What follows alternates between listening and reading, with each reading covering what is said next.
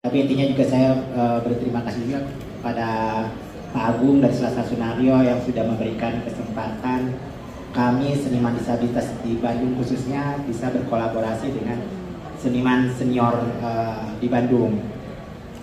Ini satu kesempatan yang mungkin langka ya buat kami untuk bisa dapat berkolaborasi dengan para pelukis senior, dan itu sangat berharga buat kami.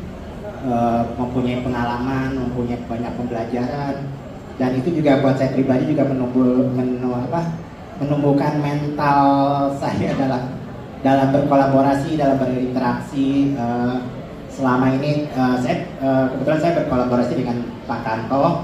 Pak Tanto itu punya disiplin realismenya yang sangat kekeh, yang sangat kuat gitu, dan punya ambisi yang sangat besar dalam proyek ini gitu.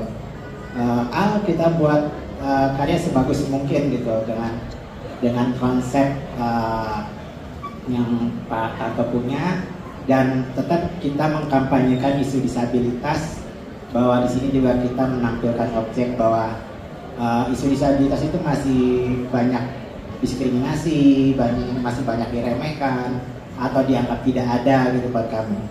Jadi kalau bisa dibilang efektif kerja kami itu malah kurang dari sebulan harus membuat dua karya dengan realis yang sangat kuat. Dan akhirnya pada interaksi berikutnya ya kami kayak kadang-kadang sampai tegang juga, sampai Pak Tanto juga mengkritik saya karena saya juga sebenarnya masih mencari-cari, karena ini kolaborasi.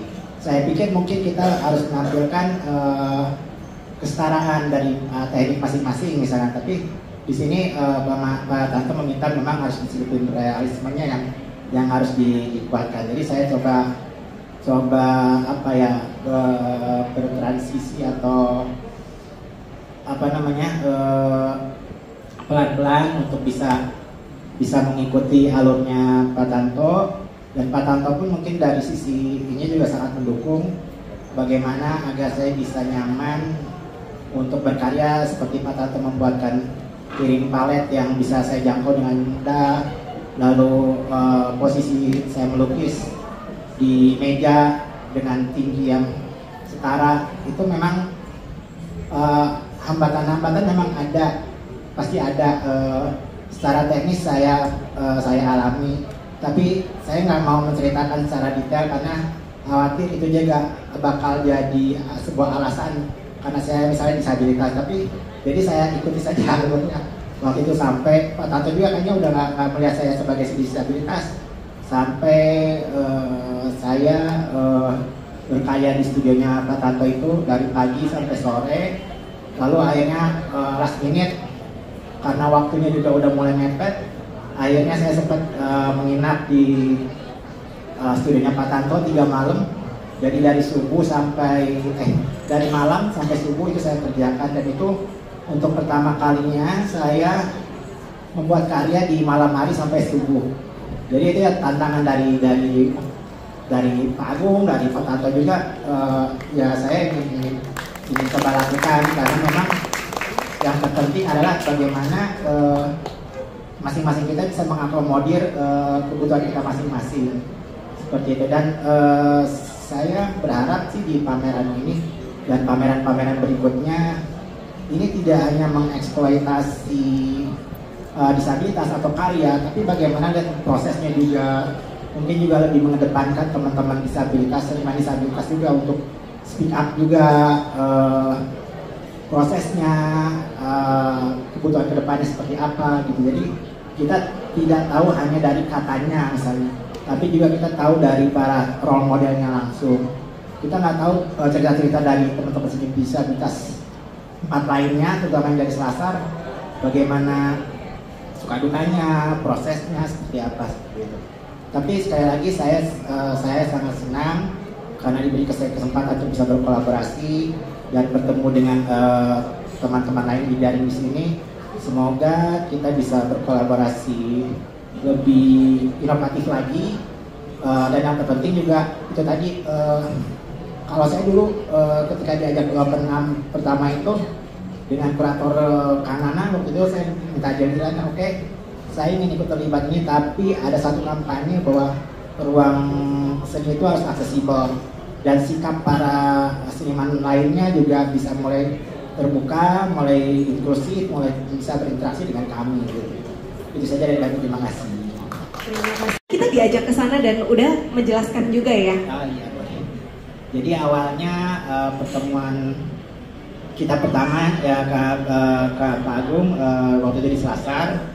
Saya dan Pak Agung dan Pak Tanto ngobrol mau bawa konsepnya seperti apa, idenya seperti apa. Waktu itu saya sih mencetusin sebenarnya saya punya ide untuk menggambar diri saya sendiri, setengah sebagai joker, setengah sebagai saya sendiri. Ya saya pikir ini juga salah satunya juga mengangkat isu disabilitas atau lebih tepatnya ke disabilitas mental. Buat saya sendiri sebagai pengguna kursi roda juga mungkin siapapun bisa mental kita juga bisa apa ya, bisa mengalami itu semua gitu. Lalu baik dan buruknya, yin and yang-nya bisa dipisahkan. Itu disambut oleh Pak Tanto, tapi Pak Tanto lebih luas lagi idenya, tidak harus tengah, jadi dibuat aja 2 lukisan dengan joker satu dan saya sebagai joker, lalu saya sebagai diri saya sendiri sebagai cerminan. Lalu Pak Tanto menerjemahkan bahwa karya ini adalah karya seorang Faisal, saya sendiri maupun sebagai joker yang masih dianggap